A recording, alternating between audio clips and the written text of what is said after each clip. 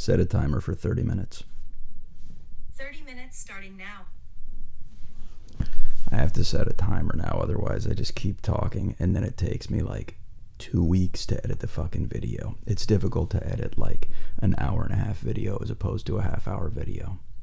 If I think back to when I started doing this channel with the Reddit reads, it was so easy to do. I could bang them out. You remember I would just put out like 2 or 3 videos a week?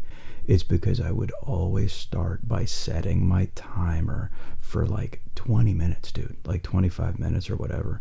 So if I set it for a half hour, it allows for like, you know, the stuff that I can cut out. So maybe this will be a 20-25 minute video. Dude, watch, I'm going to go over the timer. It's going to be like da da da da, and I'm just going to continue talking and we'll see what happens. I'm trying to get you guys more videos. I'm disappointed with my output for what it's worth, just because I like hanging out with you guys more. And let's get going. Yeah, speaking of which, here we go. $20 right off the bat. It's Googleable, so I'm not making it more. I almost made it $10. I'm just going to make it $20. Indecision clouds my vision. What is that line from? It's from one of my favorite bands growing up. Indecision clouds my vision.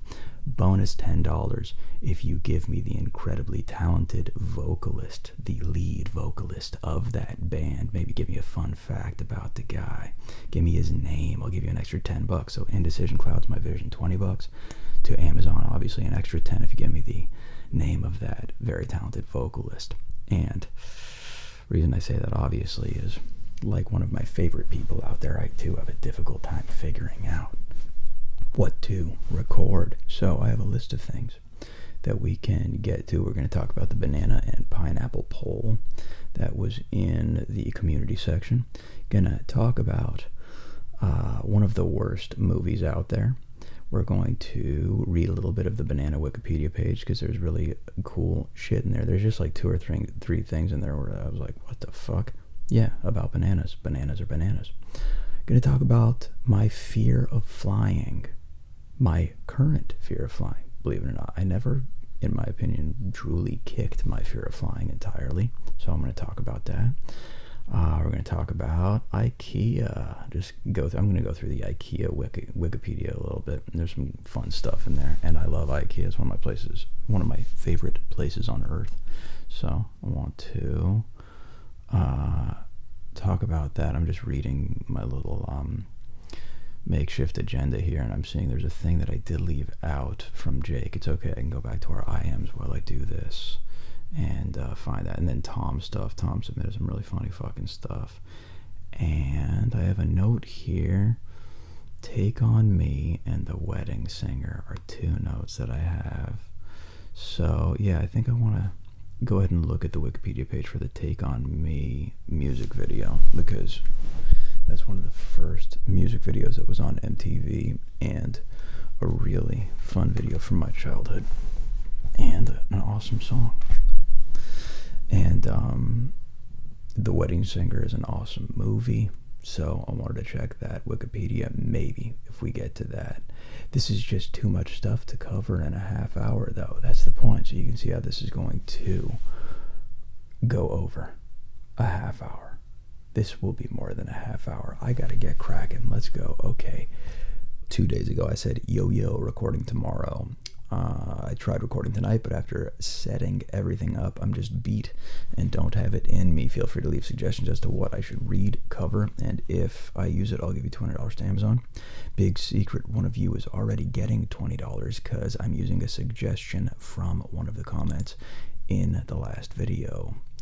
And then I actually say, you know what, this isn't over, I want to settle something. Pick the better fruit. Go ahead and break your brain. Pick the better fruit. I said banana or pineapple. Dude, I wasn't having this argument with anyone. This was an argument with myself. I was trying to think of a fun poll to put out. And then I realized, because these are the 2 fruits that I have in the house, and I was like, dude, I really don't know which one is better, because I like each for their own reasons. But yes, I was team pineapple on this one.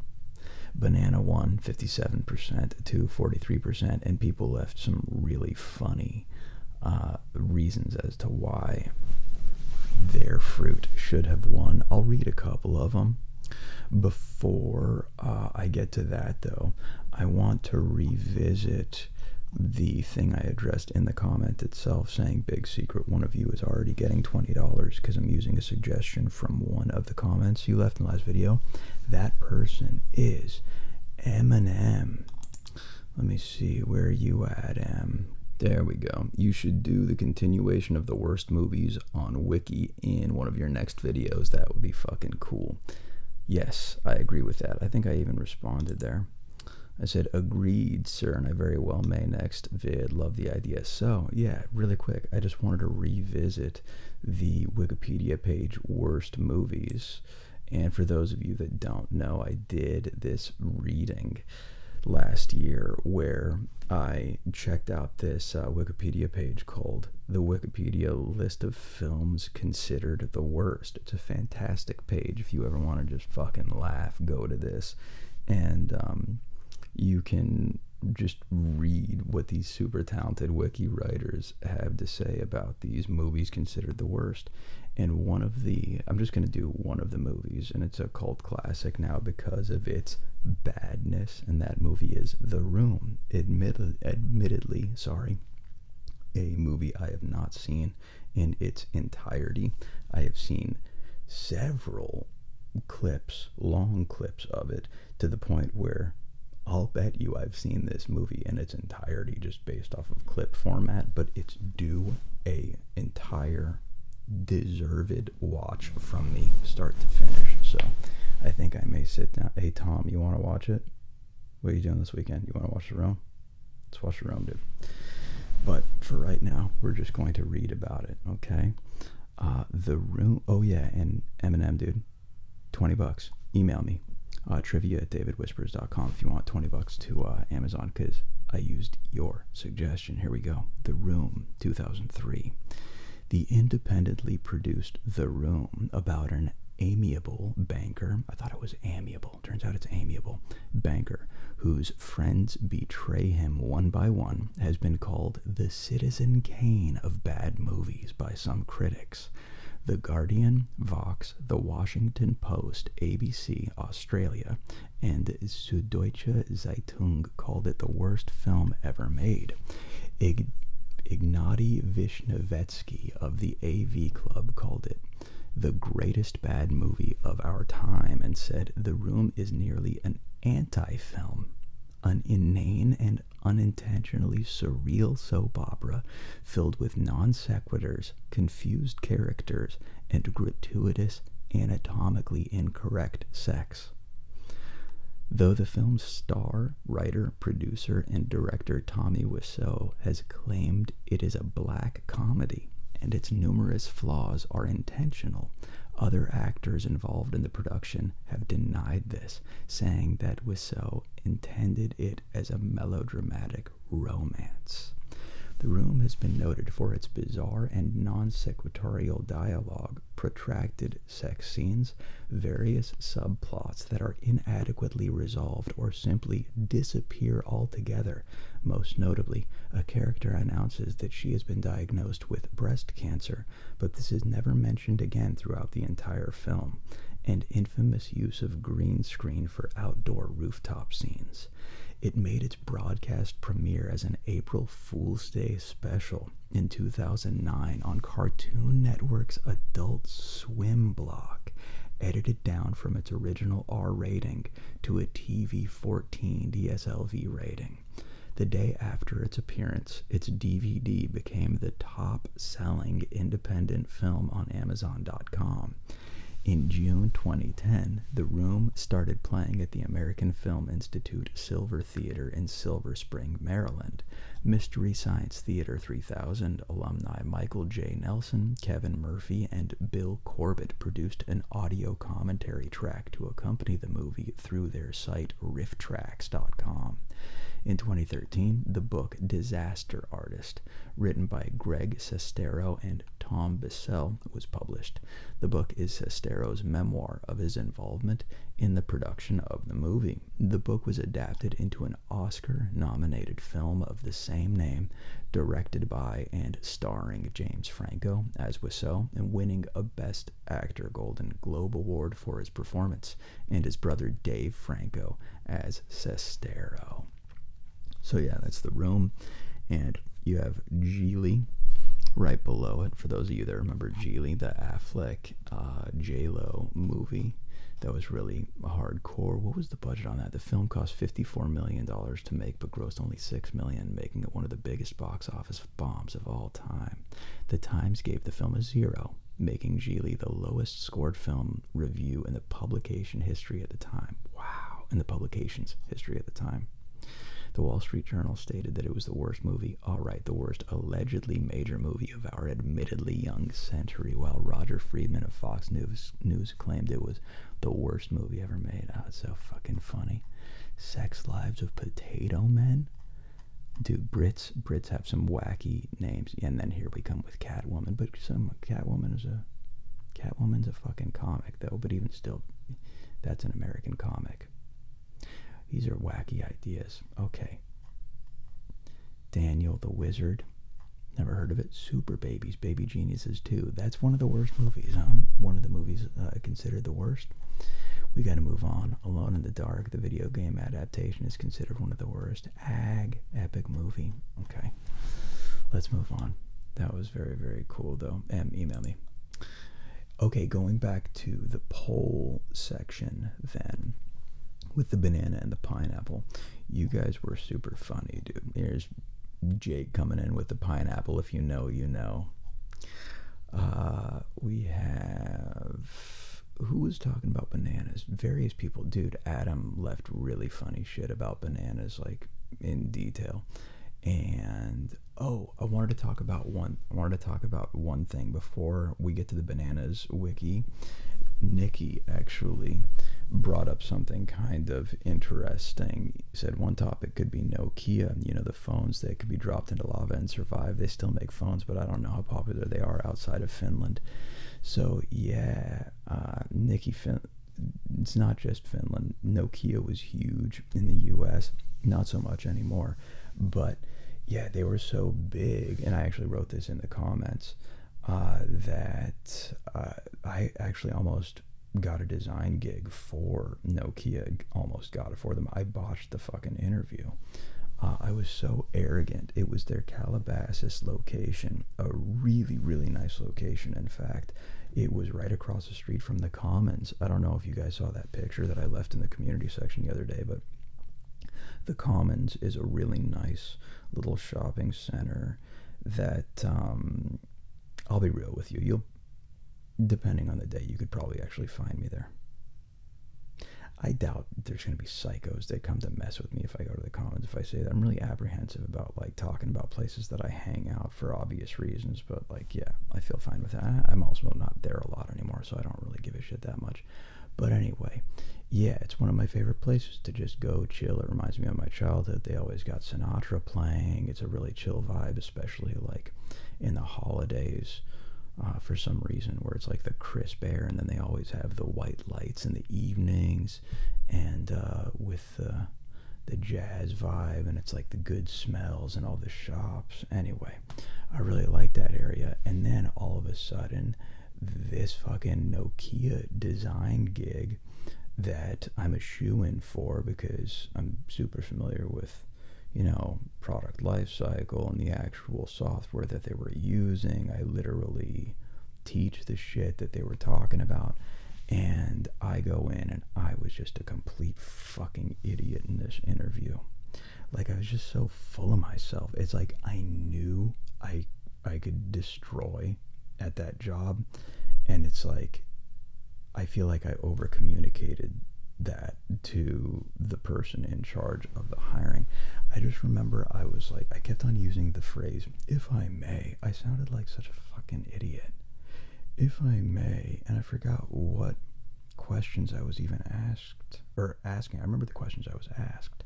Hey, you guys want to know what it was like to be in a Nokia interview? I'll actually tell you. A Nokia design gig interview.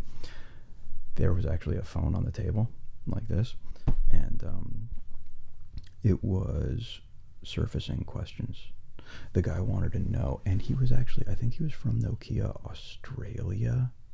He had an Aussie accent, and I think he was actually from their Australia place. Anyway, he was asking me specifically how I would approach a corner feature on the phone, like this. I don't know, I guess I can like kind of do it like this. The actual corner right there, how I would go about blending the surfaces together. And he was being very specific with the functionality. He was asking me what approaches I would take using the software that we were talking about, and I had to tell him. And I actually gave him a variety of approaches, not just a single approach, and he was very impressed, but not impressed enough to hire me because I was so fucking arrogant. It's weird to think back on. I cringe. I look back and cringe, but it's okay. That location was actually shuttered, and I instead wound up getting a really kick-ass job doing other stuff. The traffic is out now. I took too long to get to the video, so now the other cars are going to work, so I gotta talk over the cars. Oh well, sorry. If there's really loud mufflers, I apologize. Hopefully you guys won't be awakened. Let's talk about bananas here, because Eric Santos left some funny shit. Oh, by the way, Nikki, I'm going to give you $10 for that, because you reminded me about the Nokia story. And I don't know, something about that. It just still makes me laugh to go back and think about that kind of shit. Yeah, it's a testament to failure, by the way, guys. You shouldn't get every gig you apply for. If so, that's very, very weird. You should be very familiar with getting turned down for certain things. Yeah, for a variety of reasons. It is what it is. And let's see, where was it? Chris, I had funny things to say about bananas also. Eric Santos went into detail to the point where I was like, okay, fucking bananas for the win. Eric Santos said, bananas because of the convenience, and it's used in a lot of desserts, such as milkshakes for thickening, banana split into peanut butter sandwiches. Athletes also love them to prevent cramps. I'm also still addicted to banana puree, the Gerber product that only babies eat. Don't ask why, it just hits different. That's so fucking funny. If for some reason I do decide to go through the hassle of cutting fruit, I'd always pick mangoes over pineapple any day. Yeah, mangoes are good. Pineapples, all of them are fucking good. Are you trying to say you'd pick pineapple over mangoes? If that was the case, I probably would too. But mangoes are really fucking good. I actually like those chili mangoes. The spicy chili mango that you can get at Vallarta Mexican shops. Delicious. Anyway, I said that's an excellent case for bananas. I also like the fact that you brought up the banana in peanut butter sandwiches. Dude, when I worked at the Marriott, I'll just tell you guys where I work. Okay, I told you guys I worked at the Marriott before. I'm going to be incredibly specific with which Marriotts, plural actually, because I was tasked to go out on location at certain Marriotts. So, one of the Marriotts, my main Marriott that I worked at was the Warner Center Marriott in Woodland Hills. And I was valet / bellman / room service / host, like everything. It was very, very fucking fun. But one of the things I would ask the chefs to make me every once in a while was sandwich. What was it? Cacahuate y plátano. It was, dude, I learned to say peanut butter and banana sandwich. Well, I left out the sandwich part because I was lazy. But yeah, cacahuate y plátano was peanut butter and banana sandwiches. They were so fucking good. Now I would probably do almond butter banana sandwich, and I would drizzle honey on there also. Probably. I'm hungry. My mouth literally started to water while I said that. There's a fucking crow out there. Can you hear the crow? Anyway, what was I talking about? Bananas, the banana sandwiches, the almond butter banana sandwiches. I said, excellent case for bananas. You may be swaying me from Team Pineapple. And then Eric Santos says, tight race, but bananas have the slight lead as of now. To sway you even more, acid reflux is caused by pineapple. I'm not saying I'm opposed to pineapple pizza, but it sure as hell has created a huge divide throughout the world. That's true. Hey, I'm okay with Hawaiian pizza. I'm perfectly fine with pineapple on pizza as long as there isn't excess water runoff or pineapple juice coming from the pineapple to make the pizza soggy. If it's just for the pineapple flavor, there has to be like the perfect amount, the perfect ratio. Hey, that crow needs to shut the fuck up, right? I don't like that crow. But yeah, there can be good pineapple pizzas. Come on, the sweetness with the fucking Canadian bacon, you're out of your mind. If that's in your mouth and you spit it out, there's something wrong with you. Delicious. There was something I wanted to say and I forgot what it was. Sandwiches, the cramps, the thickening, the banana split, the peanut butter sandwiches. Okay, yeah. So that was all enough reason for me to want to check out the banana Wikipedia page. Let's check it out. Banana. Oh my god. Hey, I need to know something from you guys because I have a fucking menagerie around me now of birds. Can you hear this bullshit? I'll let the tape run for a second and hear if you can see if you can hear them. There's a fucking crow over there and a bunch of other tiny birds over here that just woke up.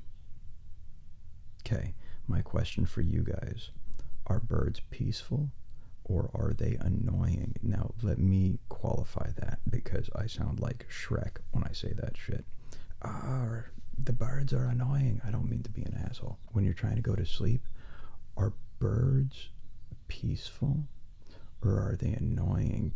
Oh, that's what I wanted to say. Look, Eric's comments about bananas made me want to research bananas on the wiki, on the videos, so he ended up getting the $20 for what was going to be in the video. It was kind of funny. So yeah, Eric, email me if you want $20. Wait, I have your email, I think. I'll check. If so, I'll just shoot you out the $20. If not, you gotta email me. I'm almost certain. Yeah, I have your fucking email. There's no way I don't. Okay, banana. But I'm not gonna read the whole wiki. There's just a couple of things in here that I thought you guys might think is cool. A banana is an elongated edible fruit, botanically a berry. And that's really all I wanted you to hear. Produced by several kinds of large herbaceous flowering plants in the genus Musa. In some countries, bananas used for cooking may be called plantains. Shout out fucking Versailles. This is the second time I've said Versailles actually in this video. Versailles, delicious Cuban restaurant in Encino on Ventura Boulevard, has fantastic plantains, distinguishing them from dessert bananas. The fruit is variable in size, color, and firmness, but is usually elongated and curved with soft flesh, rich in starch, covered with a rind, which may be green, yellow, red, purple, or brown when ripe. The fruits grow upward in clusters near the top of the plant. Almost all modern edible seedless bananas come from 2 wild species. This is getting, I don't even care about all this stuff. All I really cared about was at the beginning. A banana is an elongated edible fruit, botanically a berry. So if there's anything that you got from this video, it's that a banana is a berry. You're welcome. I want you to leave and I want you to tell everyone that you encountered today. I want you to go, did you know a banana is a berry? And I know I will. I'm going to say that shit at work. They're going to be like, you're fired. Banana equivalent radiation dose. Yeah, check this out. Okay, this was the other thing. And I had a video on this talking about, I think it was titled Bananas Are Radioactive. I don't know if you guys know about this. Banana equivalent radiation dose. As with all living things on this earth. I'm sorry, I don't know why I said this. As with all living things on Earth, potassium-containing bananas emit radioactivity at low levels, occurring naturally from potassium-40, which is one of several isotopes of potassium. The banana equivalent dose of radiation was developed in 1995 as a simple teaching tool to educate the public about the natural, small amount of K40 radiation occurring in every human and in common foods. The K40 in a banana emits about 15 becquerels. I'm sorry, I'm actually not familiar with that. I don't know about radiation units. Or 0.1 microsieverts units of radioactivity exposure, an amount that does not add to the total body radiation dose when a banana is consumed. By comparison, the normal radiation exposure of an average person over 1 day is 10 microsieverts. Okay, so that's literally 100th of the amount in a banana is 100th of what we get normally just are exposed to throughout the day. A commercial flight across the United States exposes a person to 40 microsieverts, and the total yearly radiation exposure from the K40 sources in a person's body is about 390 microsieverts. Now I'm just thinking, okay, I'm eating 2 or 3 bananas. If I eat 2 or 3 bananas a day at 0.3 microsieverts, that's still fucking yeah, okay, there's nothing in that shit. Anyway, there was that. Oh yeah, and that led me to my fear of flying. That was my thought process. Welcome to my brain, people. I'm a fucking idiot.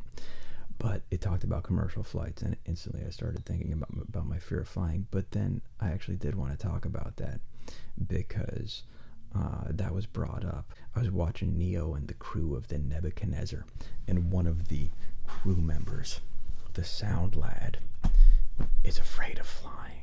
And I have to say something. Me too. This is the weird shit. I don't know if you ever get over your fear of flying. Like, because I've had it since I was a kid, and guys, I am deep in aerospace. I'm in the shit, okay? And I still can't kick it. Now, do I fly? Yes, begrudgingly. How do I do it? Booze. Dude, the timer went off. See, the fucking timer went off. We're not even halfway through. Let's talk about my completely fucking irrational fear of flying. Okay, let's get some stuff straight. I am about as from an aerospace background as a person could possibly be. My dad programmed NC machines to cut structural aircraft parts for planes. Okay, so starting when I was a kid, I had to deal with, my dad tracking metal shavings from the machine shops where they were building airplanes into the house, right? I was stepping on aluminum shavings when I was literally like 2 years old. That was my introduction to aerospace, right? My stepdad, my folks got divorced when I was 4. Don't worry, everything's fine. He-Man and the Smurfs saved me. But my stepdad was and is a pilot, right? An ace pilot, won several awards for many things, elite awards at that, and like highly sought after, like astronaut type fucking awards. Anyway, this guy was a pilot for TWA in the 80s, and then other commercial airlines as well. And he ended up working for Lockheed and doing a bunch of other stuff. Actually ended up being the president of a certain airplane company. I don't want to say what it was. And I took flying lessons when I was 7 years old. When I was 6 and 7, no, just 7 and 8. And yeah, I literally had to have a fucking phone book put under me so I could reach the controls. So yeah, so I took flying lessons. I lived in Burbank at the time, and we flew out of Van Nuys, Whiteman, various airports, and it would be cool, dude. We would like go to little fly-ins. We would go to places in mountain passes where you couldn't get to normally, and we would go eat something, and then we would fly out of there. Like, it was really fucking crazy, dude. I took lessons in a Piper. It was a tri-pacer, so the 3 wheels were at the front as opposed to a tail dragger where one of the wheels is located at the tail. I'll put up pictures so you guys can see it. And that was fun, and I was able to learn how to fly, and I didn't like it. Now is where I told you all the good shit. I told you, yeah, it was cool being able to learn. Also, you get clout with your friends, obviously. Like my friends at school, fucking they found out that I was like flying and learned how to fly. That's a weird thing for your very young friends to know you're flying. It's weird looking back. That was very crazy. The kids in my class, when they found out I was taking flying lessons, they were like, whoa, that's fucking insane. But anyway, I didn't like it because it was too fucking loud and I got nauseous. I mean, that's the long and short of it. Didn't like the turbulence, didn't like the motion sickness, didn't like how it made me feel. The size of the plane that we were using, made it really uncomfortable for me because we were cramped. I didn't like the headphones over my ears. I didn't like having to decipher what it sounded like. And these are just like the pilot issues, why I didn't like actually being a pilot. I don't like being a passenger either. I like being on my fucking bed in a cushy environment, and I like being comfortable. Since then, I've gone on to get into the design part of aviation, and I've been heavily involved in designing for various platforms of various aircraft, and I've met various people throughout the industry, like professionals in this. I ended up studying for my career at one of the most prestigious aeronautical schools in the world. And by the way, not only studying there, teaching classes there. I would travel with other professors and scientists, literal rocket scientists, people. I would be traveling with these people across the country because we would go to different clinics and different events to learn about aerospace shit. And these guys are very funny too. It's like my friends that I was teamed up with, my colleagues that I was teamed up with in Aero, weren't only really super fucking smart with this stuff, you know, for everything aeronautical, even the materials testing. We were big into composites at the time, cutting edge composites and 3D printing, additive manufacturing kind of shit. So, like, it was really fun traveling around with these guys. And they would do their fucking damnedest while we were on these flights to convince me everything was going to be okay. And I was always like, I've seen La Bamba, dude. You're not going to convince me that this plane isn't going down. And it's shit. Look, I'm here to tell you guys, nobody is going to shake me of my fear of flying. The only thing that has proven to do it is if I'm lucky enough to book a first class ticket and I get on there in the cushy chair they have for me, I get my red wine, I drink it, and I'm immediately okay, and I want to talk to everyone on the flight. I was in a chat last week, and someone said they had a fear of flying, and I said really quickly, I go, fly first class and it'll cure your fear of flying. I sounded like a big douche when I said it, and that wasn't my intention. I need to explain. I need to back up what I meant by that. Because the obvious response from people is like, oh, how nice for you to be able to fly on first. First of all, I don't do it very often. And the reason why is I can't do it very often. First class for me is I can't justify that expense for me. It's too much. I feel like I don't make enough to actually justify a full first class ticket.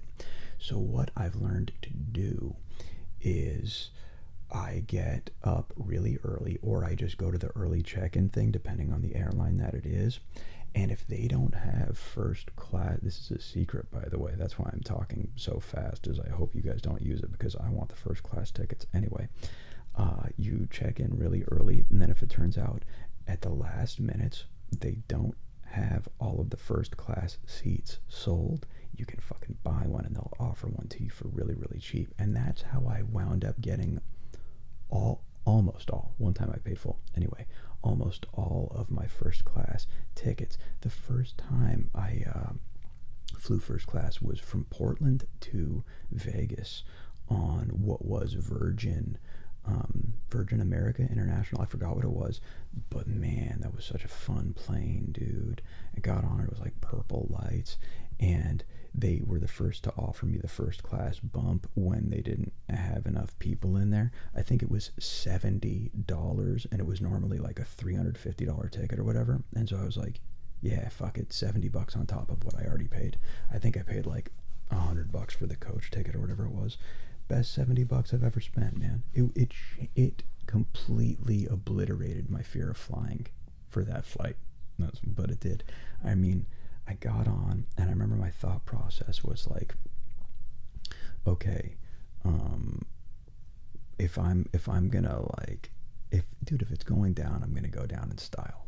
I feel like that was literally, as shallow as it sounds, that was what I was thinking. So I got the ticket. I go on. I sit down, and right away I'm like, well, this is a very comfortable seat. Okay, I can deal with this. It reclines all the way, and then there was a massager on it, and everyone else was boarding, and I swear it's like just the combination of people boarding and me being massaged right there was giving me almost these like ASMR vibes, and I almost fell asleep until the lady came by and asked me if I wanted anything to drink, and I was like, what do you have? And she's like, everything is fucking complimentary, and you can have this and this, and it's like, let's get you a wine. And I was like, yeah, and I drank that. And then cut scene, literally like, I don't know, a half hour in, all I remember is I'm watching some fucking movie while I'm pretty buzzed, and I'm cutting into this really good filet. They had filet, dude, mignon up there, and it was good food. I wouldn't say I'm a food snob, but I absolutely call out food if it's bad. It is what it is. If it makes for a good story, I'm all about complaining. I'm here to not complain. The filet was a good fucking filet. I had a really nice wine with it, a couple of glasses, I'm sure. The fact that there were as many movies and games as I wanted to play was so comfortable. And again, the seat was just like cushy and relaxing. And that was just the first time. I remember specifically, it was fucking ridiculous. I had my knife and fork here, and I was looking out. It was like the clouds, they looked like a sea of pillows. And I was like, take me down. I was like, I didn't fucking care at that point. It's like there was a part of me that was literally just fearless. I didn't care if the fucking plane went down because I was having such a good fucking time. And that's it. That's the only way I really see getting over my own fear of flying is if I'm able to get into first with a really good time. And then other than that, I drive. I do like driving places too. I like renting a really nice car and then going places. I don't want to drive in my own car because there's always that like, if it gets into an accident, I don't want to put the wear and tear on my car or anything like that. But if I get the rental car and then I'll just get the damage waiver, I'll go anywhere. I do like driving. Okay, there's a lot of vehicles that are out right now. I didn't get to anything that I wanted to actually get to yet. Let me see what else is here. I'm also really hungry. Hey, should I start a Twitch channel? Because I feel like I can just sit here and do this for like 5 hours and just like read shit and maybe go read shit that you guys want me to read.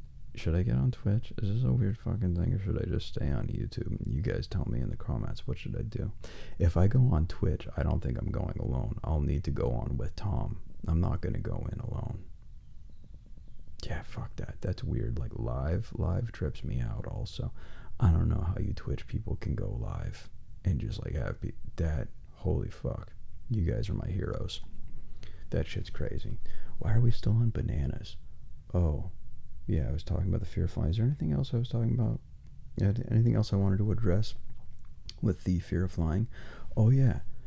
It's just, that's it. Hopefully my story helps other people. The fact that a dude that is super involved in the flying world has a fear of flying, unshakable fear of flying. It is what it is. Yeah. So maybe that's just it. Maybe the realization that there simply is no cure for the fear of flying is what people need to know, that it's okay. It's okay to be scared. It's okay to embrace the fact that if that plane goes down, there's pretty much a 0% chance of survival. It's fine to embrace it. And to hold on tight to it and to only think of that while the plane is in the air, because that's pretty much what I do. Okay. All right, let's move on to whatever the fuck is on the agenda. What do we got? Okay, let's move on to IKEA. I want to go to IKEA. I just wanted to read a little bit about from the IKEA Wikipedia because I like IKEA. I actually really do like IKEA. Even though I'm fortunate to have like really cool furniture, like expensive furniture around me. I got this from my dad, by the way. I didn't buy my cool bed set around me that's in this location, dude. It's like huge. I have like dressers and nightstands and giant shelving units and everything that are all made from this same whatever I still didn't check this out. I think it's walnut now that I think of it. But you know what's funny is the entertainment center that I have that's made from this over there doesn't even fit the TVs that we have now, because TVs have outgrown the size of entertainment cabinets. Is kind of funny. But anyway, even though I'm fortunate to have gotten this fucking crazy entertainment, oh my god, the entertainment center came with the bed set and everything. This is probably like a $7,000 set that I'm using, because I got it from my dad. I didn't buy this shit. But IKEA was and still is my go-to for furniture. Actually, believe it or not, has been since 1997. That's how old I am. You guys weren't even alive. And I lived at the Waterford. I don't know what it's called right now. You guys are learning a lot about me this video. And I lived in an apartment complex behind the Warner Center Marriott, right near Warner Center Park, and such a nice little area to live at. I really, really enjoyed that gig. So I actually lived at the Waterford across the street from the Marriott, and I would go to my job at the Marriott. I would wake up, eat my food, go do my job, go back, play at the park. So fun. And our interior decor for that apartment was all from IKEA. And back in those days, IKEA was so fucking cheap, man. We got this really cool yin-yang rug, and then we had this coffee table. We had these two really nice reclining chairs, and we had a cool little couch sectional. We had pictures. We had bonsai trees. We had ferns, guitars on the walls. We got our bed sets. We got our entertainment center. All of that for $13. No, I'm kidding, but it was like a couple of $100. It wasn't in the thousands. IKEA used to be super fucking cheap, and then they were bought out, and all sorts of restructuring and shit happened, and now they're nowhere near as cheap as what they were, but still very, very competitive price-wise. Their designs are really fucking fresh. I say that as a designer. I love going in, looking at all their stuff. Their designs are so good, they make me want to apply. I love IKEA. I want to actually like get in and see what they got going on behind the curtain. But it's just very, very fun walking around their entire Wonderland showroom. So I thought it was worth going in here. Also, their food section. Dude, IKEA is a day trip. If you guys haven't been to IKEA, please go. Go to an IKEA and just walk around. Check out all the cool shit. You'll probably wind up buying some cool stuff on your way out. So let's read about it. IKEA. Swedish. IKEA is a Swedish multinational conglomerate based in the Netherlands that designs and sells ready-to-assemble furniture, kitchen appliances, decoration, home accessories, and various other goods and home services. Started in 1943 by Ingvar Kamprad, IKEA has been the world's largest furniture retailer since 2008. The brand used by the group is derived from an acronym that consists of the founder's initials and those of Elmtaryd, the family farm where he was born, and the nearby village of Agunnaryd, his hometown in Småland, southern Sweden. So the main takeaway from this is that Ingvar was raised in Middle-earth, because Agunnaryd. The group is primarily known for its modernist furniture designs, its simple approach to interior design, and its immersive shopping concept based around a showroom of decorated room settings in which customers can interact with the available articles on site. In addition, the firm is known for its attention to cost control and continuous product development, notably the ready-to-assemble model of furniture sales and other elements which have allowed IKEA to establish lower prices than its competitors. As of March 2021, there are 422 IKEA stores operating in 50 countries. And in fiscal year, right away, right when it says fiscal year, I check out of an article. You hit me with fiscal year, I'm done. I'm fucking out of it, especially if you start hitting me with the multiple parentheses with the different currencies. That's when I'm like, fuck, I don't care enough about that. But I will say there was $44.5 billion worth of IKEA goods sold in 2018 alone. That's fucking crazy. $44.5 billion for multiple reasons, including lower taxes. IKEA uses a complicated corporate structure. Hey guys, I looked at it. It's complicated as fuck. Let's take a look at it. First of all, I love them, but IKEA is... Dude, look at this corporate structure that IKEA assembled in order to lower their taxes. All IKEA stores are operated under franchise from IKEA Systems BV, which handles branding, design, manufacturing, and supply. Another part of IKEA Group, Inca Group, operates the majority of IKEA stores as a franchise and pays royalties to IKEA Systems BV. Some IKEA stores are also operated by the independent franchisees, right? So, like, they tried to explain the structure just like that, but if you actually do go to the IKEA Systems wiki and open it up, it has their fucking flow chart somewhere here.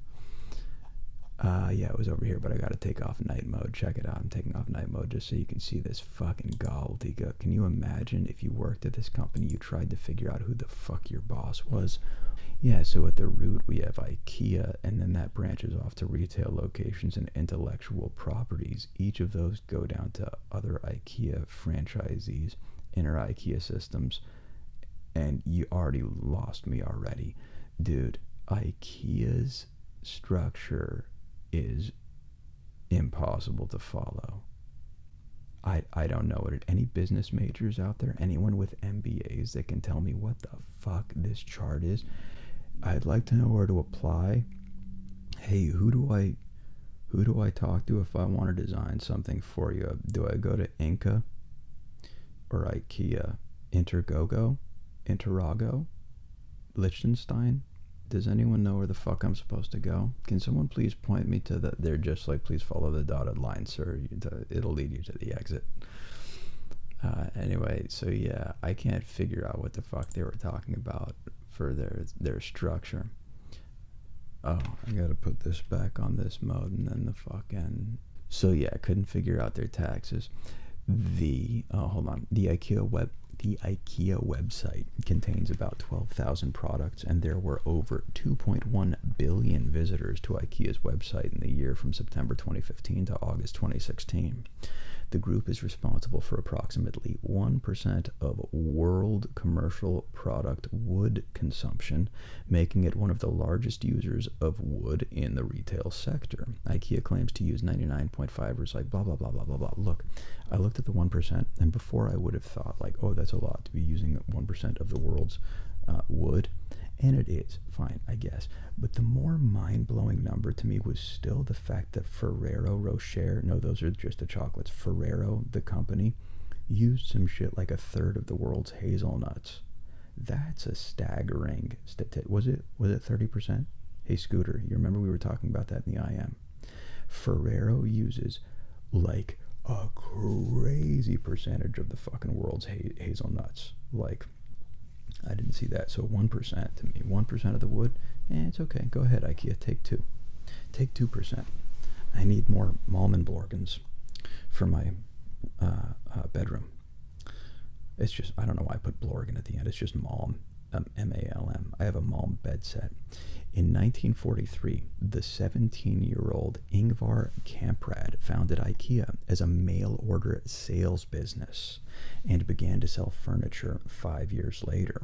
The first store was opened in Almut, Småland. Is that how I say it? Almut, Småland. In 1958, under the name Mobile IKEA. Mobile means furniture in Swedish. Interesting. That's funny. I, like you, probably thought it was just mobile IKEA because it was mail order. No, it was not. Mobile means furniture in Swedish. Yeah. The first stores outside Sweden were opened in Norway in 1963 and Denmark in 1969. The stores spread to other parts of Europe in the 1970s.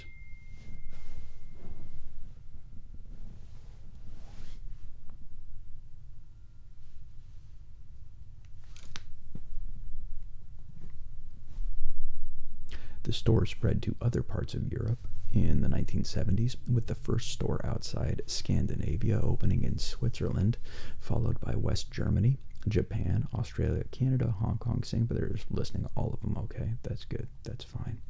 In Italy, Germany, IKEA's biggest market, followed by the United States with 51 stores. Oh, Germany. Okay, so Germany has 53 stores, and the US has 51. Let's see if there's anything else cool in here. IKEA was hit hard by COVID-19 due to lockdown in various countries, like in the UK and Canada. What else? Store layout. Yeah, the store. I went all through here, and it is cool. The wiki article is good at describing the store layout. I don't want to go through it though. I want to move on to other stuff. But all I want to say is, if you haven't been to IKEA, go to IKEA and have a good time. Buy cool shit for your place, relatively inexpensive, and a very fun outing. And the Swedish meatballs and lingonberries are good. And I sit down and I eat all the IKEA food and I have a really good time. Is there anything else in here that I want to see? Adaptation to Japanese market. Japan was another market where IKEA performed badly initially, exited the market completely, and then re-entered the Japanese market with an alternative store design and layout, which it finally found success. The IKEA entered the Japanese market in 1974 through a franchise arrangement with a local partner, only to withdraw in failure in 1986. Japan was one of the first markets outside its original core European market. Despite Japan being the second largest economy in the world at the time, IKEA did not adequately adapt its store layout strategy to the Japanese consumer. Japanese consumers did not have a culture of DIY furniture assembly, and many in the early days had no way to haul the flat packs home to their small apartments, nor did the store layouts familiar to European customers initially make much sense to Japanese consumers. So, prior to re-entering the Japanese market in 2006, IKEA management did extensive local market research in more effective store layouts. One area of local adaptation was the room displays common to every IKEA store worldwide. Rather than just replicate a typical European, room layout, the IKEA Japan management was careful to set up room displays more closely resembling Japanese apartment rooms, such as one for a typical Japanese teenage boy who likes baseball and computer games. Well, I would like to see a picture of that. Inner city stores. IKEA has also adapted its store location and services to the inner city format for the expansion in China. Unlike other countries where IKEA stores for economic planning and restriction reasons tends to be more commonly just outside city centers due to planning. That is a crazy run-on sentence. Holy shit. I don't know what the fuck they're talking about right now. It's like weird verbiage. Small size stores, don't care. Products and services, furniture and homeware are amazing. IKEA contends that it has been pioneering force in sustainable approaches to mass consumer culture. I'm not farting, it's my foot. Camp Red calls this democratic design, meaning that the company applies an integrated approach to manufacturing and design. In response to the explosion of human population and material expectations in the 20th and 21st centuries, the company implements economies of scale, capturing material streams and creating manufacturing processes that hold costs and resource use down, such as the extensive use of medium density fiberboard, or MDF, also called particle board. Notable items of IKEA furniture include the Poang armchair, the Billy bookcase, and the Clip-on sofa, Clip-on, all of which have sold by the tens of millions since the late 1970s. The IKEA and Lego brands teamed up to create a range of simple storage solutions for children and adults. In June 2021, IKEA Canada unveiled a series of 10 love seats inspired by different pride flags created by 4 LGBTQ designers. Hey, come on, we gotta talk about the product naming, right? You talk about IKEA, you can't not address the names. Furniture and product naming. IKEA products are identified by one word, rarely two-word names. Most of the names are Scandinavian in origin, although there are some exceptions. Exceptions. I said it like a robot. Most product names are based on a special naming system developed by IKEA. Company founder Kamprad was dyslexic and found that naming the furniture with proper names and words rather than a product code made the names easier to remember. Some of IKEA's Swedish product names have amusing sorry about my stomach, it's rumbling a lot. Some of IKEA's Swedish product names have amusing or unfortunate connotations in other languages, sometimes resulting in the names being withdrawn in certain countries. Whoa. Notable examples for English include the Jerker computer desk, discontinued several years ago as of 2013. Fucked up. How is an IKEA article about to make me laugh to the point where I have to edit? I gotta compose myself really quick. Fucked up plant spray. The fartful workbench and the lick'em. Dude, lick'em. Fucking lick'em, buddy. Lick'em fucked a fartful. It doesn't even say what the lick'em was. They had a potential name and they didn't even let it pass to get any designs associated with them. One of the fucking dudes just comes out and goes, lick'em? And then they're like, no. Due to several products being named after real locations, this has resulted in some locations sharing names with objects considered generally unpleasant, such as a toilet brush being named after the Lake of Bolmen and a trash can named after the village of Toften. In November 2021, Visit Sweden launched a jocular campaign named Discover the Originals, which invites tourists to visit the locations which have received such unfortunate associations with items. Wow, that's very funny. Consultation services for design, the IKEA Smart Home, cool.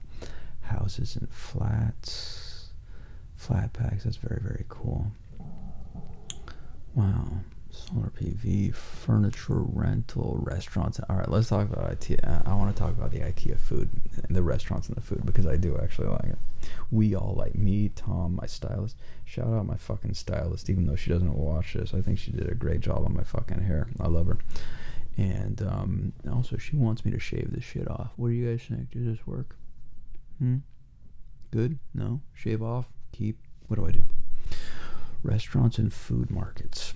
The first IKEA store opened in 1958 with a small cafe that transitioned into a full-blown restaurant in 1960 that, until 2011, sold branded Swedish prepared specialist foods such as meatballs, packets of gravy, lingonberry jam, various biscuits and crackers, and salmon and fish roe spread.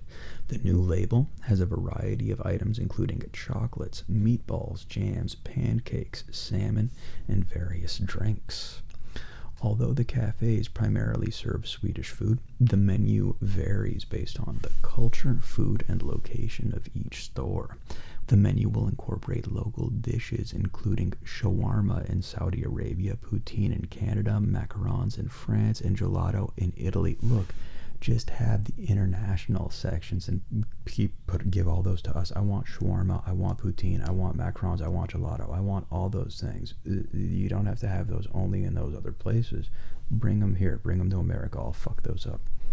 In Indonesia, the Swedish meatballs recipe is changed to accommodate the country's halal requirements. Stores in Israel sell kosher food under rabbinical supervision. The kosher restaurants are separated into dairy and meat areas. In many locations, the IKEA restaurants open daily before the rest of the store and serve breakfast. I want to fucking go there right now. Actually, I'm about to kill this and go make myself eggs.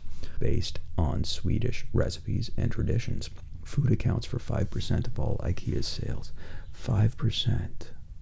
5% of all IKEA's sales. Okay, so we learned they do $50 billion worth of sales. So, what are we looking at? $2.5 billion, right? Because 50%, 5, so 10% is the 5 billion, half of 10, 2.5. These motherfuckers are selling $2.5 billion worth of food. Is that right?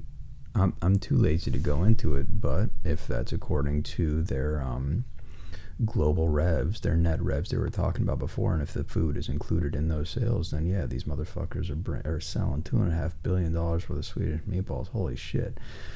Covert Swedish meatball slingers.com. IKEA sells plant-based meatballs. I don't know why the fuck I said that. Made from potatoes, apples, pea protein, and oats in all of its stores. What? IKEA sells plant-based meatballs made from potatoes, apples, pea protein, and oats, and all that. Sounds pretty good, actually. I'd eat that shit.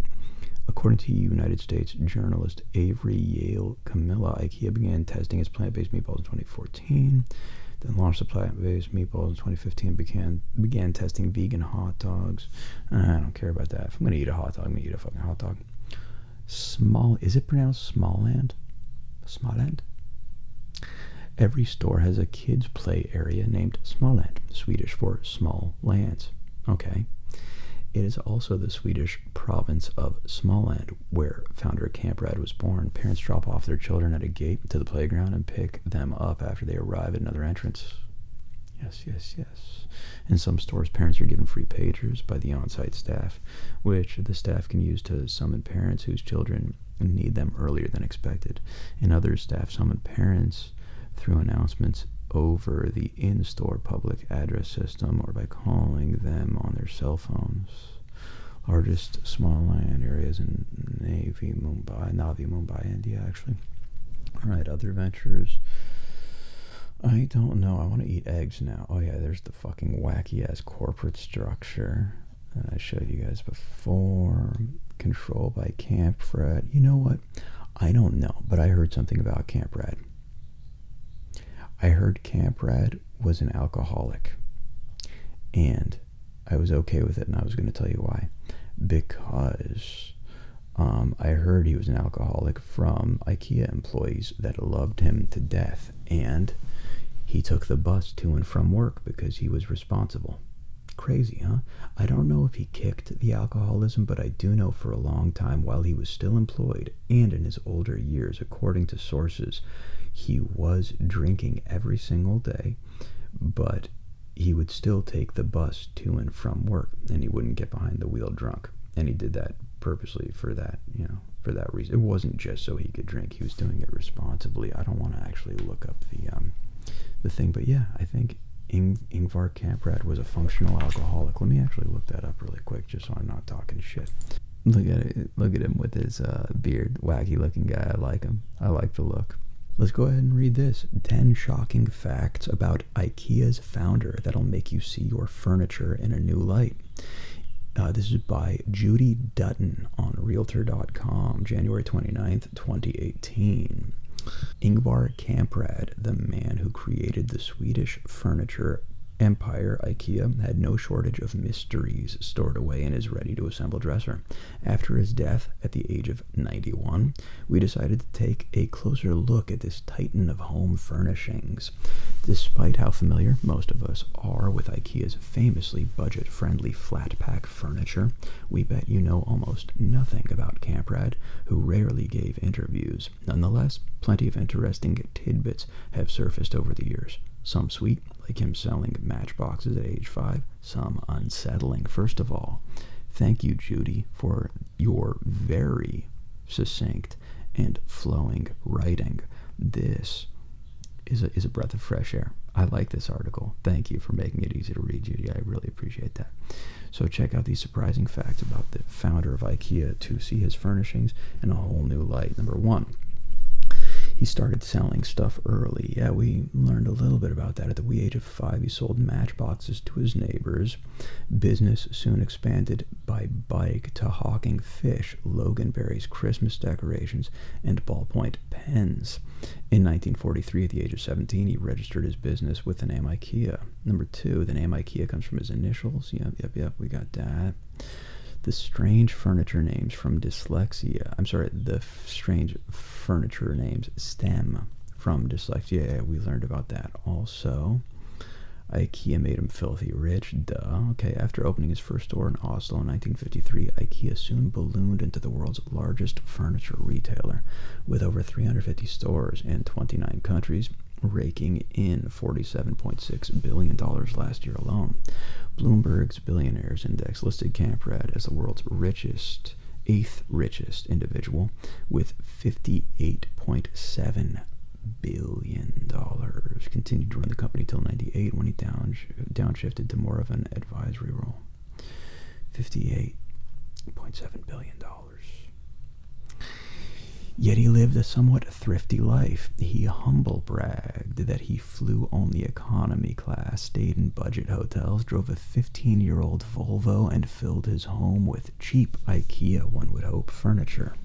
Nonetheless, this frugal public image was found to be a bit of a sham when reporters unearthed that, in addition to his house in Sweden, he owned vineyards in Provence and a mansion overlooking Lake Geneva in, I can't pronounce that name, in Switzerland, Epilingus.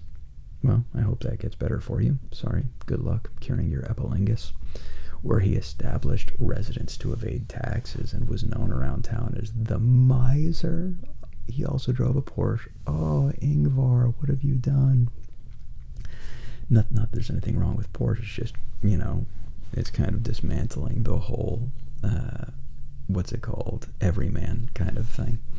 With the winery and the mansion and all that shit. And hey, I'm not saying I wouldn't do that shit, dude.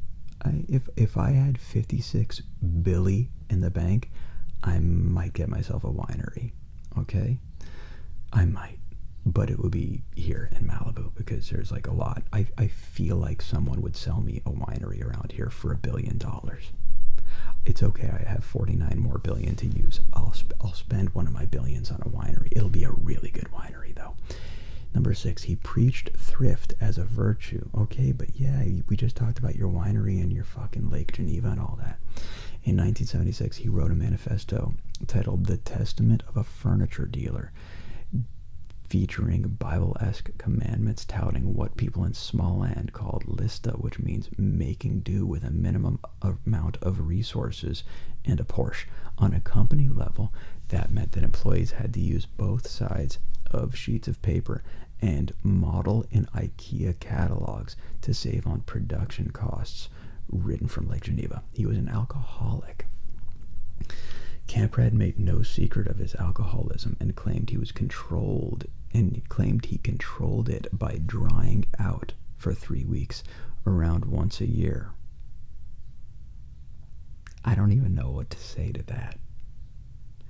He dabbled in fascism. This is getting fucking crazy. In 1994, news broke in a Swedish newspaper that back in 1942, Camprad had attended meetings and raised funds for I don't want to say it, a Swedish fascist with anti-Semitic tendencies. What is happening, Ingvar?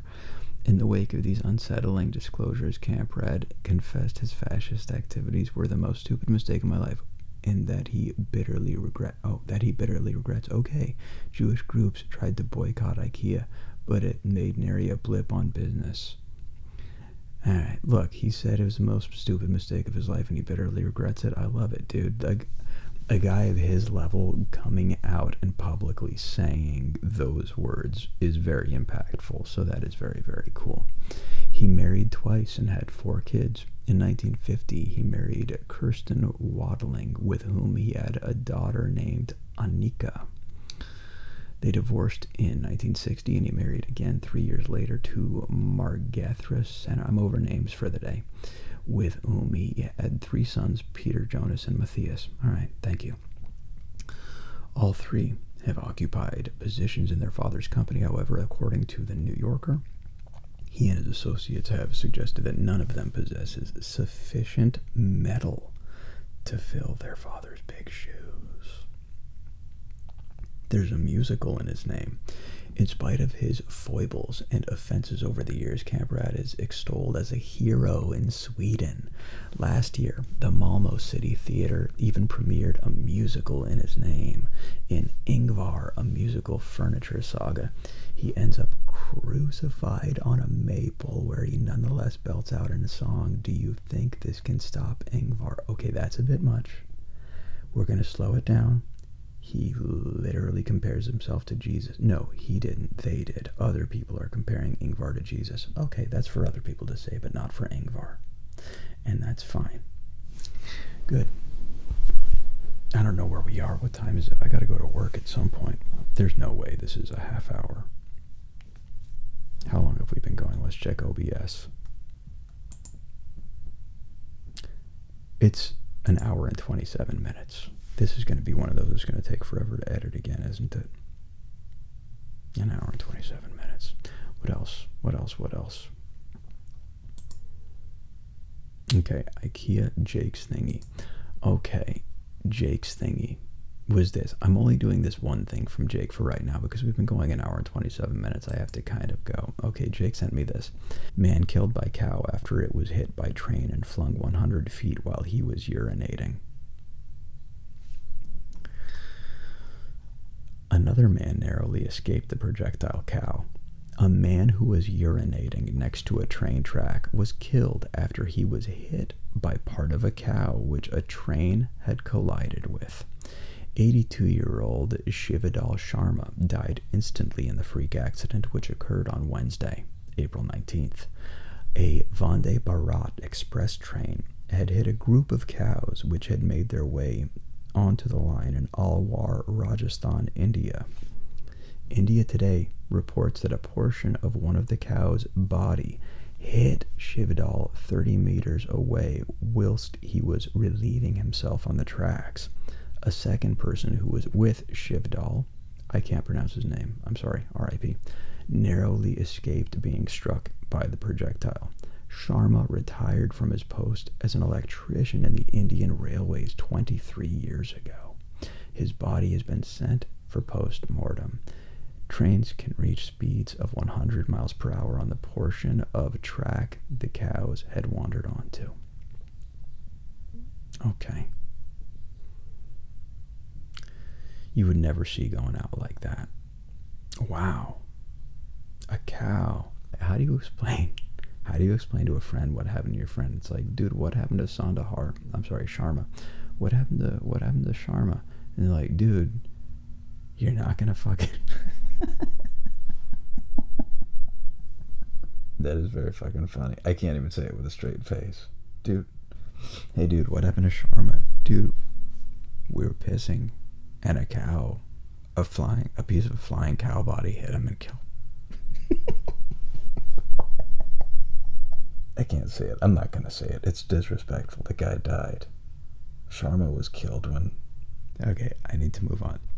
That was crazy. Thank you for sharing, Jake. All right, let's look at... Oh, first of all, Tom, in the last video, remember how I told you guys Tom and Co were all sick, so I couldn't go over there?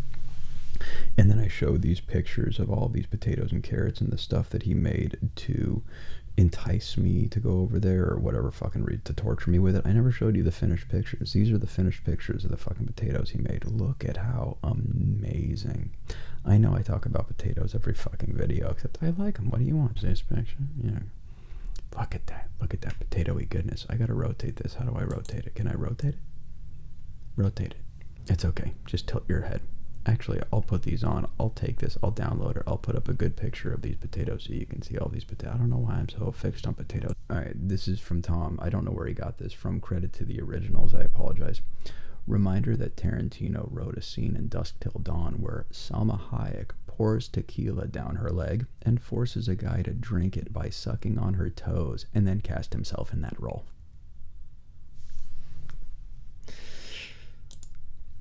A whoopee cushion filled with gravy adds a hilarious new dimension to a rather tiresome practical joke. This one's funny, dude, and you guys should know this one got me because I used the prayer emoji so much, the prayer hand emoji thing.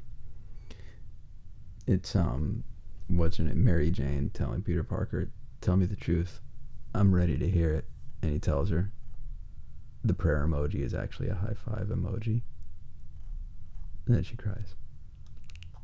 Dude. That got me. Okay. This shit is fucking crazy. I'm going to hit this one. All Tom just linked me this one, and Tom's own caption was, "This motherfucker dog. Watch this fucking husky." Normally huskies are cute as shit and they're just like docile. They just want you to pet them. And they're very non-aggressive, right? I don't think huskies are territorial. I've never known them to be. Check out this husky. No, I can't give commentary on this because look at him stealing their food. Look at him, watch what he does with the water. Watch, he takes what he wants and he's like, alright, go fuck yourselves. Look at him steal the other dog's food. Look, he's jerk.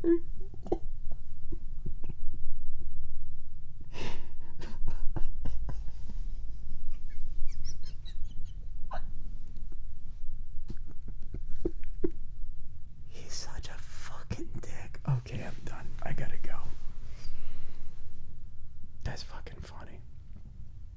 Oh, I didn't get to do the other stuff. What was the other stuff? Oh, I wanted to go over Take On Me. You know what? Take On Me. Oh, hold on. We didn't do any trivia things. Okay, so let's recap who got stuff.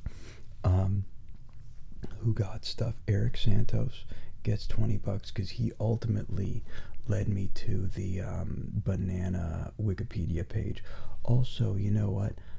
I'm gonna give Adam and Carissa $10 each because they gave really good banana descriptors also along with Eric. So it would be weird to only give Eric the $20 when ultimately it was Team Banana as a whole that led me to reading the banana Wikipedia page, which provided me with content for this. So yeah, Adam and Carissa, you will get $10 each. Eric gets the full 20 for his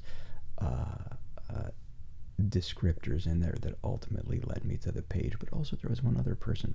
Tell you what, anyone, don't be mad, Team Pineapple, I was on your team also, okay?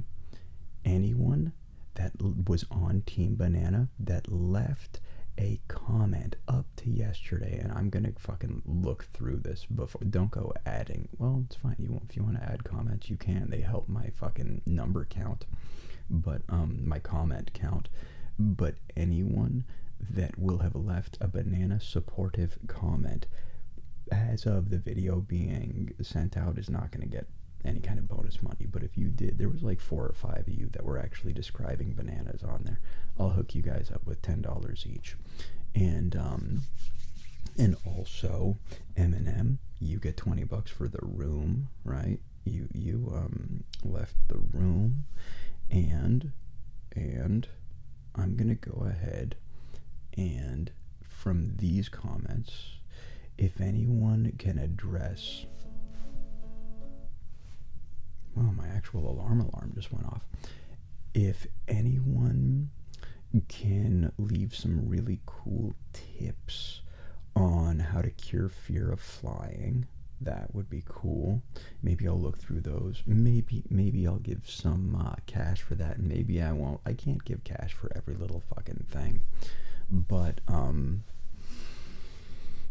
if I find a really, really good comment that can perhaps help with a fear of flying, I think I would be willing to pay out some Amazon bucks for that. And also, I'm going to have one trivia question. Oh wait, I had the first trivia question. There will be two then. Okay, so the the music one that we started this off with was the first one. That was $20, right? Indecision clouds my vision, and an extra $10. Who was the singer? That would be $30 total. And then the next one, we're going to do this one also. This is also a trivia question. I hid a video. Can you guys see? If you can, it's fine. I don't know how to go see hidden videos, but maybe some OGs will get this one. And it was nothing against the, here's a hint, subject matter or person that was in the video. I simply didn't like my voice in it, believe it or not. So I hid the video. I didn't like it, and I may redo it. I think I'll redo the video. Actually, it was a wiki read. That's a hint. It was a wiki read, and I think I will read the wiki read again on video. Because I kind of feel bad for having hid it, but it was my voice is the reason that I hid it. If you tell me what that hidden video was, what video did I hide, I'll give you $25. And if people really can't get it, I'll up the number until people guess it, I think, is what I'll do. Okay? I think that's it. I wanted to get into Take on Me and The Wedding Singer and whatever else I find when I'm, you know what I mean. Okay, I'm gonna go. I want to go to IKEA and other stuff. Okay, I will see you guys at some point. I don't want to go, but I have to. I gotta go to work. It's early now. I've been talking for a long time. SD card's almost out. I've been recording now for... Alright, it's an hour and 44 minutes. Let's just look at this dog. This asshole dog. One more time. And I'll talk to you guys soon. I'll try to be as fast as I can editing this. And yeah, let's talk in the comments. Love you guys.